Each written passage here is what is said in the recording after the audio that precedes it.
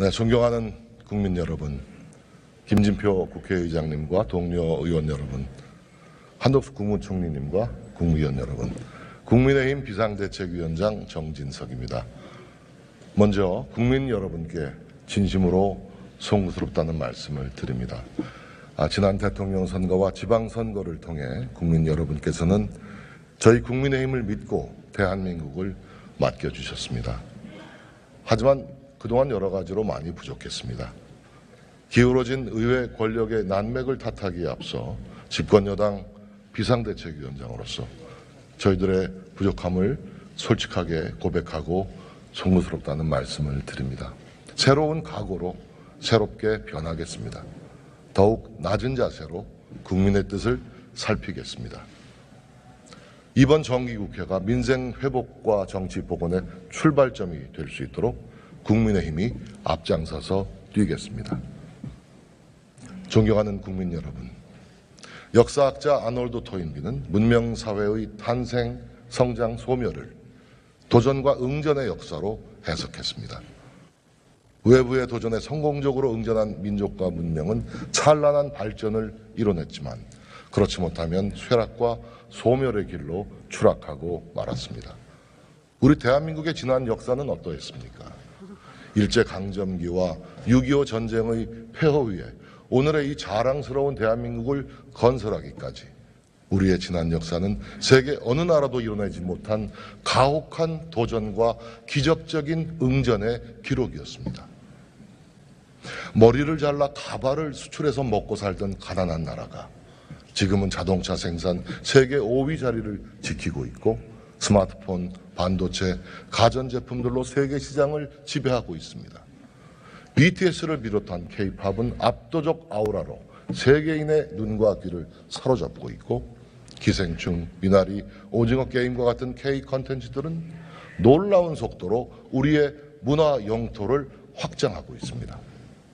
우리 대한민국은 역사의 도전에 슬기롭게 응전하는 것이 얼마나 위대한 성취로 이어지는지를 입증해온 참으로 강하고 위대한 나라입니다. 그런데 지금 우리가 서 있는 현실은 어떻습니까? 눈을 조금만 밖으로 돌려보면 너무나 위태롭고 불안하기만 합니다. 지금 인류 사회는 한 번도 경험하지 못했던 전혀 다른 차원의 위기와 도전에 직면해 있습니다. 코로나 팬데믹은 인류가 살아가는 생활의 공식을 근본부터 흔들어 놓았습니다. 러시아의 우크라이나 침공과 미중 패권 경쟁 가속으로 세계 질서는 불안한 재편기로 접어들고 있습니다. 전통적 안보 질서의 형상이 변화하고 있고 오랜 기간 다져왔던 국제 경제의 밸류체인도 여기저기 파열음을 내고 있습니다. 바야흐로 문명사적 재편기가 눈앞에 와 있는 것입니다. 그런데 지금 우리의 현주소는 과연 어떻습니까? 세계 질서의 격변에 맞설 준비가 되어 있습니까? 자칫 우리가 성장의 정점을 찍고 쇠락의 길로 접어들고 있는 것은 아닌지 염려할 수밖에 없습니다. 우리의 산업의 국제 경쟁력은 갈수록 약화되고 있습니다. 산업 구조 조정과 노동시장 개혁의 지연, 낡은 정치와 행정이 부른 규제의 족쇄는 미래 산업이 성장할 터전마저 앗아가고 있습니다. 인구 절벽과 지방 소멸의 위험은 더 이상 방관할 수 없는 현실로 다가왔습니다. 경제적 불평등의 심화와 부족한 사회 안전망은 국력 낭비를 부르는 갈등과 분열의 씨앗이 되었습니다. 모자란 일자리와 바닥을 드러낸 사회보험은 세대전쟁을 촉발하는 방아쇠가 되고 말았습니다. 이처럼 1분 1초가 급박한 상황인데 우리 정치의 모습 어떻습니까? 구한말 우리는 국제질서 급변에 눈과 귀를 막고 세계사적 흐름을 거역했던 결과로 치욕적인 식민지배를 겪어야 했습니다. 그 망국의 길을 지금 우리 정치가 반복하고 있지는 않습니까? 여야 동료 의원 여러분께 진심으로 호소합니다. 우리 스스로 거울을 한번 들여다봅시다. 저는 지금 우리 모습이 참으로 부끄럽다고 생각합니다. 우리에게는 더 이상 지체할 시간이 없습니다. 세계 질서 재편이라는 거대한 도전에 맞서서 대한민국을 새로운 응전 체제로 대전환해야 합니다. 새 정부 첫 정기국회부터 우리끼리의 전쟁터로 만든다면 외부의 도전에 맞설 제대로 된 응전태세를 갖출 수 없다고 생각합니다. 이번 정기국회를 세계사적 도전에 맞서는 대한민국의 첫 응전대책회의로 만듭시다. 저는 그것이 지금 우리에게 주어진 국민의 준엄한 명령이라고 믿습니다. 여러분, 지금 국민들 하루하루가 너무나 힘겹습니다. 물가 천정부지로 치솟고 있습니다. 좋은 일자리 턱없이 부족합니다. 경제의 활력도 여간에서 살아나지 못하고 있습니다. 지난 5월 윤석열 정부가 출범한 후 민생과 경제를 살리기 위해 온 힘을 쏟고 있지만 잃어버린 5년의 그림자가 너무 어둡고 짙은 게 사실입니다. 무엇보다 지난 문재인 정부 5년 동안은 과도하게 늘려놓은 규제와 세금으로 민간의 활력이 크게 떨어져 있습니다. 2011년부터 2016년까지 민간 부문의 성장 기여율은 79.1%에 달했는데 문재인 정부 5년 동안 58.7%로 급락하고 말았습니다. 성장 잠재력 3%대에서 2%대로 추락했습니다. 막무가내 탈원전을 추진하며 전기요금까지 왜곡한 결과 에너지 시장 전반에 막대한 부담이 발생하고 있습니다. 국가 채무를 급격하게 늘려놓은 결과 재정을 효율적으로 쓰기도 어려운 상황입니다. 한미 동맹이 약화되고 한일 관계가 악화되면서 우리의 외교적 입지도 현저하게 줄어들었습니다. 윤석열 정부와 국민의힘의 국정 전환은 결국 이러한 잘못을 바로잡는 데서 출발할 수밖에 없습니다. 국민의힘은 결코 지난 5년의 실패를 되풀이할 생각이 없습니다. 우리 국민들께서는 5년 만에 정권 교체, 4년 만에 압도적 지방 권력 교체로 국민의 뜻이 어디 있는지를 분명히 보여주셨습니다. 반성 없는 내로남불 정부를 심판하고 궤도를 이탈하여 퇴행하고 있는 대한민국을 제자리로 돌려놓으라는 것이 바로 국민의 준엄한 명령이었습니다. 그런데 지금 민주당은 어떻습니까? 정권 교체라는 명백한 현실마저 부정하고 있지 않습니까? 마지막 손에 남은 국회 권력을 휘두르며 사사건건 국정의 발목을 잡고 있습니다. 자신들을 보호하고 자신들의 기득권을 지키기 위한 망국적 입법 독재를 서슴지 않고 있지 않습니까? 정상 외교에 나선 대통령을 향해 마구자구식 흠집내기를 넘어서 저주와 증오를 퍼붓고 있지 않습니까? 여전히 죽창가를 높이 부르며 국민들의 반일 감정을 선동하고 있습니다. 혼밥 외교에 순방 기자단 폭행까지 당했던 지난 정부의 외교 참사는 까맣게 잊고 터무니없는 외교부 장관 퇴임 건의안까지 내놓았습니다. 나라의 미래는 아랑곳하지 않는 제3국가에서도 제3세계 국가들에서도 찾아볼 수 없는 무책임한 국익 자해 행위입니다. 지난 정부가 이명박 정부, 박근혜 정부의 잘못에 대해 얼마나 가혹했는지 국민들 모두 기억하고 있습니다. 그랬던 민주당이 지금은 검수완박에 감사완박까지 밀어붙이면서 자신들의 적폐를 덮는 일에 골몰하고 있습니다. 정치의 사법화보다 훨씬 더 나쁜 사법의 정치화로 삼권 분립을 무너뜨리고 대한민국의 헌법과 자유민주주의 기본 질서에 도전하고 있는 것입니다. 민생을 살피기에도 턱없이 부족한 시간에 스토킹 수준으로 대통령 영부인 뒤를 캐고 이재명 대표의 사법 절차를 방탄하는 데만 야당의 힘을 몽땅 쓰고 있습니다. 제가 기억하는 과거의 민주당은 결코 이런 모습이 아니었습니다. 1998년 김대중 대통령은 지지층의 거센 반대에도 불구하고 일본 대중문화 개방이라는 용단을 내렸습니다. 이는 노무현 대통령 시절에도 계속 이어져서 좀 들어보세요. 2004년에는 서울 장충체육관과 부산 사직체육관에서 일본의 국기인 스모 경기가 펼쳐지기도 했습니다. 그때도 진보 진영은 반일 감정을 부추기며 우리 문화가 일본에 잠식될 것이라고 주장했습니다. 하지만 24년이 지난 지금 오히려 K-팝, K-드라마를 비롯한 우리 대중문화가 일본을 뒤덮고 있습니다. 이틀 전 일본 아베 전 총리 국장을 마친 후 아베 전 총리 부인 아키에 여사는 한덕수 총리가 위로의 뜻을 전하자 또렷한 한국말로 한국에 가고 싶습니다 라고 말했습니다.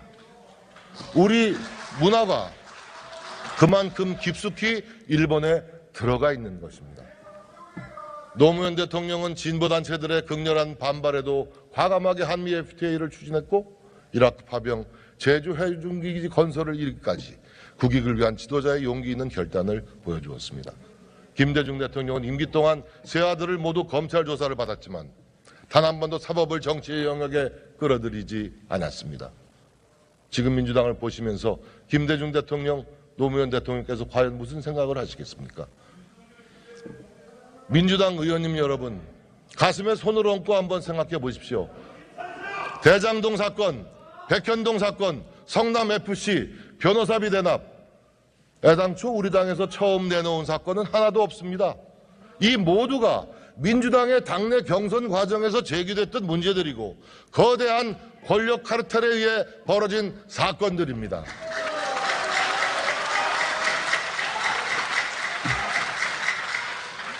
돈 한 푼 받지 않았다며 사법당국의 수사가 억울하다고 합니다. 그러면 박근혜 대통령은 돈 받아서 감옥에 보냈습니까? 돈 한 푼 받지 않고도 1737일 동안 옥고를 치렀습니다. 전직 대통령도 잘못이 있으면 감옥에 보내는 것이 지엄한 대한민국의 법인데 도대체 누가 예외가 될 수 있다는 말입니까? 사법을 정치에 끌어들여 이를 막으려 든다면 국민들께서 결코 용납하시지 않을 것입니다. 마찬가지로 검찰이 정치적 목적의 수사를 펼친다면 이 또한 국민들께서 방관하시지 않을 거라고 생각합니다.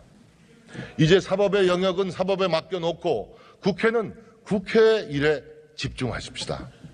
민생을 살리고 경제를 일으키는 일에 우리의 온 힘을 쏟아 부어야 합니다.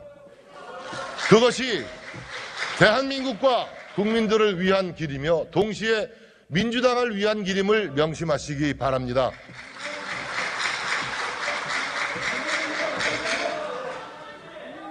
존경하는 국민 여러분, 윤석열 정부의 지난 143일은 민주당의 끊임없는 회방과 어깃장 속에서도 국민의 삶을 챙기며 과거의 비정상을 바로잡는 치열한 분투의 시간이었습니다.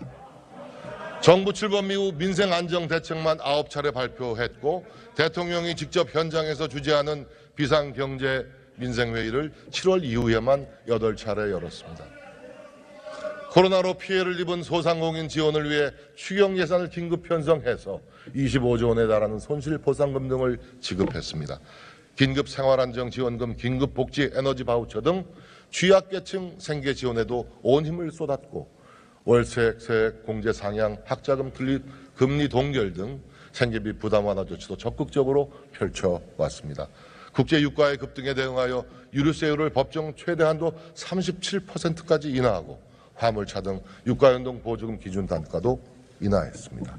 식용유 등 식품 원료 할당관세 물량을 확대하고 김치, 장류에 대한 부가가치세 면제 등 식탁 물가 맞추기에도 세심한 노력을 기울여 왔습니다. 역대 최대 수준의 추석 성수품 공급과 할인 쿠폰 지원을 통해 명절 장바구니 물가를 관리하는 데 힘썼습니다. 하지만 물가는 여전히 계속 오르고 있습니다. 글로벌 경기 부진과 국제적인 원자재 수급난의 영향이 크지만 민생에 무한 책임을 져야 하는 집권 여당으로서 진심으로 송구스럽게 생각합니다. 하지만 우리나라 물가 상승률은 지난 8월 5.7%로 미국 8.3%, 영국 9.9%, 유로 지역 9.1% 등 주요 선진국들에 비해 상대적으로 낮은 수준을 유지하고 있습니다. 앞으로 정부와 당이 더욱 실효적인 대책을 세워서 국민 여러분들의 생계비 부담을 확실하게 덜어드리겠습니다.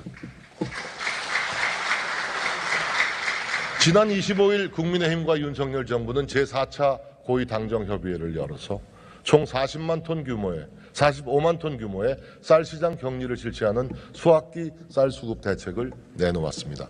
2017년보다 더 빠르고 더 큰 규모의 역대급 수확기 대책입니다. 복지 정책의 틀도 올바른 방향으로 바꿔 나가고 있습니다.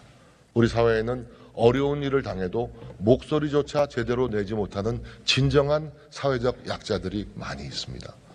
목소리 큰 이익단체보다 이런 분들을 먼저 챙겨드리는 것이 윤석열 정부가 추구하는 약자 복지의 핵심입니다. 저소득층 대상 기준 중위소득을 2015년 제도 도입 후 가장 큰 폭으로 인상해서 사회 안전망을 보다 두텁게 만들겠습니다.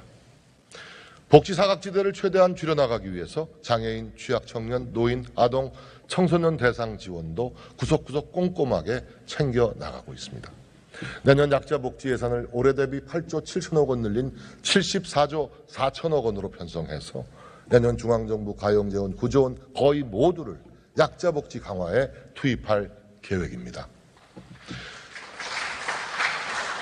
문재인 정부 최악의 실패인 주거정책 정상화를 위해 반시장적 규제 1번도 부동산 정책을 전면 전환하고 서민들의 주거 안전망 강화에 힘을 쏟아왔습니다. 민간주도 270만 호 주택 공급 방안, 지방 규제 지역 전면 해제에 이어서 재건축도 규제 개혁 개선도 적극 추진해 나갈 생각입니다. 특히 대출 규제와 징벌적 부동산 세제 정상화를 통해 청년들은 물론 국민들의 내 집 마련 희망을 다시 되살려 나가겠습니다. 주거급여 대상 확대, 공공임대료 및 기금대출 금리 동결 등 임차인 부담 경감 정책을 시행하고 있고 상생임대인 등에 대한 인센티브 확대, 전세 사기 엄단 등을 통해서 주거 안전망 더 두텁고 더 촘촘하게 구축하겠습니다. 대한민국 외교도 근본부터 튼튼하게 바로 세우고 있습니다. 정부 출범 후 벌써 4차례나 한미 정상이 만났을 정도로 한미 동맹을 신속하게 재건하였습니다. 한미 연합군사훈련을 정상화하고 한미 고위급 확장 억제 전략협의체를 정례화한 것도 든든한 한미동맹 재건의 현실을 잘 보여주고 있습니다. 또한 33개월 만에 한일 정상 단독회동으로 냉전 상태의 한일 관계를 해빙시키는 첫 단추를 끼웠습니다. 문재인 정부가 남겨놓은 한일 관계의 뇌관을 윤석열 정부가 조심스럽게 제거해 나가는 폭탄 처리반 역할을 수행하고 있다고 해도 과언이 아닐 것입니다. 김포 하네다 운항이 재개되었습니다. 코로나 격리 면제와 비자 면제 조치가 복원되는 등 한일 관계는 이미 양국의 미래 세대의 눈높이를 쫓아가며 교류 확대의 길로 접어들었습니다. 저는 이 또한 정상 궤도에서 벗어난 대한민국을 정상화의 길로 되돌리는 노력 가운데 하나라고 믿습니다. 상호 존중의 한중 관계를 발전시켜 나가는 한편 문재인 정부의 친중 굴욕 외교를 바로잡기 위해 사드 배치 등 안보 주권은 결코 타협의 대상이 될 수 없음을 대내외에 천명하였습니다. 국민의 안전과 생명을 지키는 안보에 관한 한 한치의 흔들림 없이 우리의 원칙과 기준을 끝까지 지켜낼 것입니다. 순방 외교를 통한 원전 및 방산 수출, 기업 투자 유치도 역대 어느 정부보다 알찬 성과를 거두고 있습니다. 바로 지난 미국 순방을 통해 반도체, 전기차 등 첨단 산업 분야 7개 글로벌 기업으로부터 총 11억 5천만 달러, 약 1조 6천억 원의 투자를 유치해냈습니다. 이는 2002년 이후 대통령 순방에서 유치한 신고 금액으로는 역대 최고 규모입니다. 미국 벤처캐피털 3개사와 2억 2천만 달러 규모의 한미 글로벌 벤처 펀드 MOU를 체결했고 40여 개 우수 스타트업 대상으로 투자 설명회를 열어서 총 1억 달러 규모의 투자 유치도 기대되고 있습니다. 지난 7월 나토 정상회의에서는 방산 수출의 새로운 지평을 열었습니다. 우리 방산 기업들이 폴란드와 K2전차, K9 자주포, FA-50 경공격기 등 사상 최대 규모의 무기 수출을 달성해냈습니다. 지난 8월 호주와의 양국 국방부 장관 회담을 통해 K9 자주포 현지 생산 등 방산 협력을 확대하기로 했습니다. 호주 장갑차 수출과 노르웨이 K2 전차 수출도 추진 중에 있습니다. 원전 산업을 강력한 수출 산업으로 육성하기 위해 나토 정상회의 등에서 적극적인 세일즈 외교를 펼쳐왔고 빠른 시일 내에 가시적 성과를 기대하고 있습니다.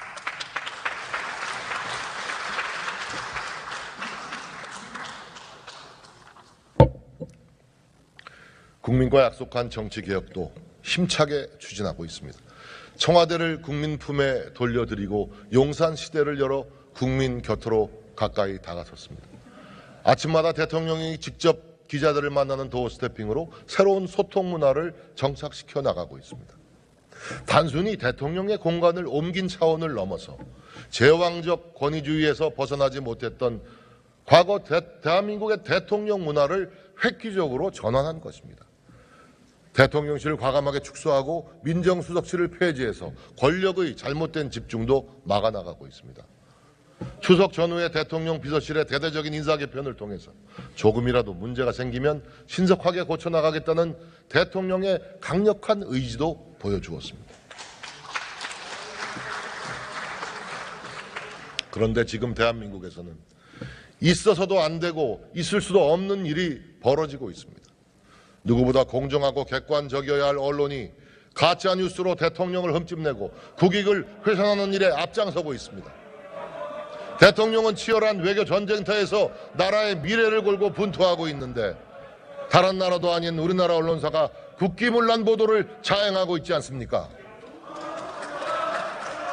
MBC는 대통령이 하지도 않은 발언을 한 것처럼 자막을 조작하여 방송하고 자신들의 조작 보도를 근거로 미국 백악관에 이메일까지 보내고 백악관의 답변마저 또다시 왜곡해서 내보내며 한미동맹을 훼손하려 시도하고 있지 않습니까?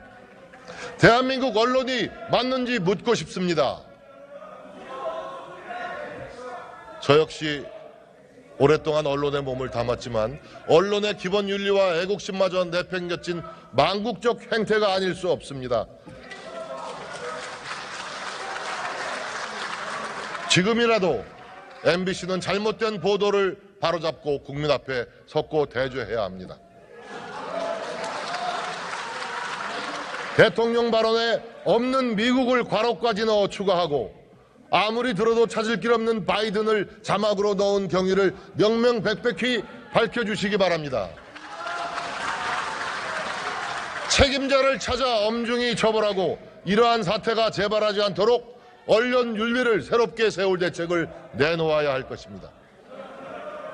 만약 스스로 잘못을 바로잡지 못한다면 정치적, 사법적 책임을 져야 하는 것은 물론 국민적 심판을 면하기 어려울 것입니다.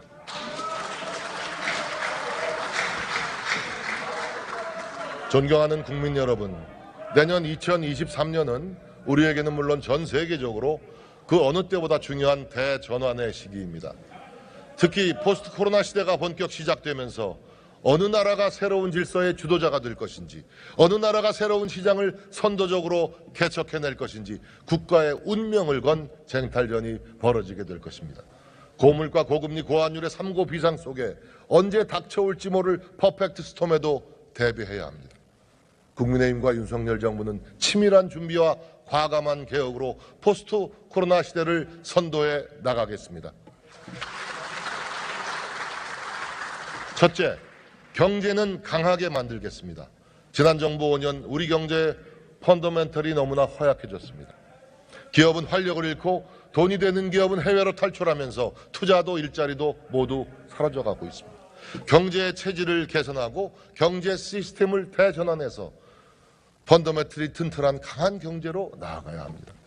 국민의힘과 윤석열 정부는 민간이 주도하고 정부가 지원하는 경제의 기본 원칙을 철저하게 지켜나갈 것입니다.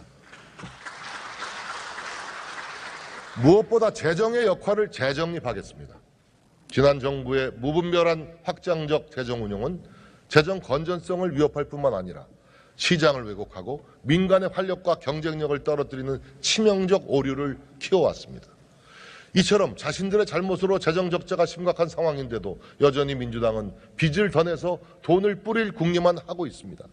재원 마련 대책도 없이 인기에 편승한 포퓰리즘 정책이 만연한다면 대한민국은 재정 파탄, 국가 부도의 위기로 내몰릴지도 모릅니다. 돈을 벌 방법은 생각하지 않고 돈을 쓸 생각만 하는 무책임한 정책, 결코 국민들의 동의를 받을 수 없을 것입니다. 국민의힘과 윤석열 정부는 정부 주도 확장 재정에서 벗어나 민간과 시장이 주도하는 경제 도약을 유효적절하게 뒷받침하는 방향으로 재정을 운용해 나갈 생각입니다. 내년 예산부터 역대 최대 규모인 24조 원의 지출 구조조정을 단행했고 4급 이상 공무원 보수 동결, 장차관급 보수 반납 등 스스로 먼저 허리띠를 졸라매기로 했습니다. 앞으로 재정준칙 법제화, 예비 타당성 면제 요건 강화 등을 통해서 임기 말 국가 채무 비율을 50% 중반으로 억제할 것입니다. 경제 체질 개선의 속도 역시 높여나가겠습니다. 불필요한 규제 지속적으로 철폐하고 기업의 의욕과 경쟁력을 떨어뜨리는 과도한 세금도 적극적으로 개혁해 나가겠습니다.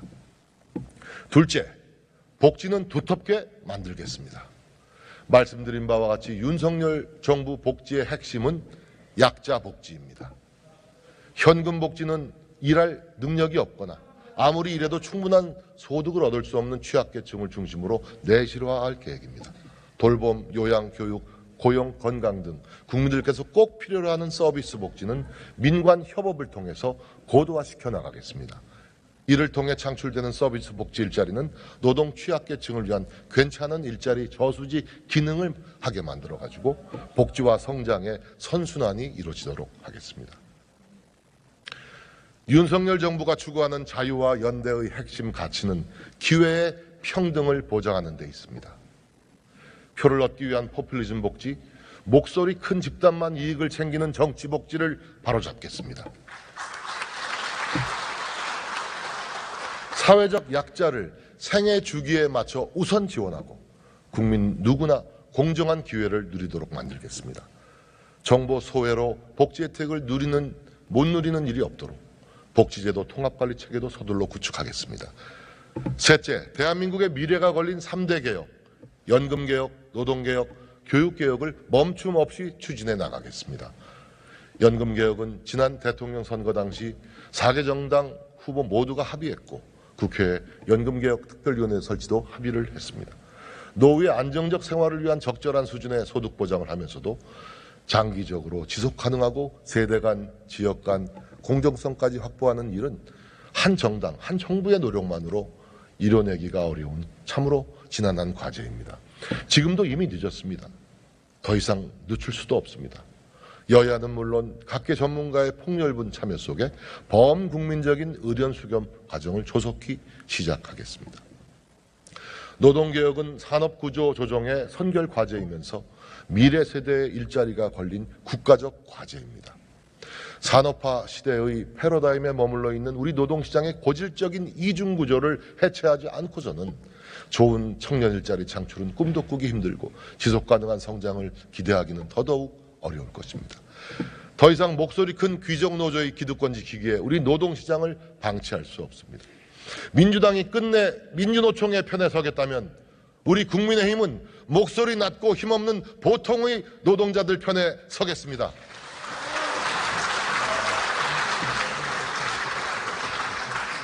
이미 정부는 노동시장 개혁 작업에 착수했고 전문가들의 지혜와 이해 당사자들의 의견을 모아 합리적 대안을 마련해 나갈 계획입니다. 새로운 시대에 맞춰 미래인재를 양성하는 교육개혁도 시급합니다. 국민의힘과 윤석열 정부 국가 교육돌봄 책임제, 미래인재 양성, 교육재정 개혁을 교육개혁의 3대 핵심 과제로 설정하고 임기 내 가시적 성과를 낼 수 있도록 박차를 가하고 있습니다. 지난 70년 교육에 대한 과감한 투자가 오늘의 대한민국을 만든 초석이 되었듯이 디지털 시대 4차 산업혁명 선도국가로 이끌어 나갈 교육개혁을 반드시 이뤄내겠습니다. 마지막으로 대한민국의 국제 경쟁력을 견인해 나갈 새로운 융합형 신성장 경제특구 구축을 정부와 야당에 제안하고자 합니다. 지방 소멸을 부르는 수도권 일국의 경제체제에서 벗어나 지방 중심의 새로운 성장 엔진을 만들자는 것입니다. 영남권, 호남권, 세종, 충청권, 강원, 제주권 등 총 5개 지역에 조성해서 규제 완화, 세제 감면, 민간 중심 등 정부의 정책 자산을 모두 투입하는 기업 중심의 산학연 클러스터 설치를 구상하고 있습니다. 반도체, 바이오, 항공우주, 로봇, AI, 모빌리티 등 10여 개에 달하는 신성장 산업을 산업별로 두세 개씩 묶어서 하나의 특구에 집약함으로써 융합의 동력을 극대화하고 규제에 쫓겨 해외에 나갔던 우리 기업의 리쇼어링 기지로도 활용할 수 있을 것입니다. 또한 지방 분권과 자치의 정신에 맞게 유치지역의 자율성을 최대한 보장해서 기존 혁신도시들의 한계를 뛰어넘는 새로운 지방 발전의 주춧돌이 될 것입니다.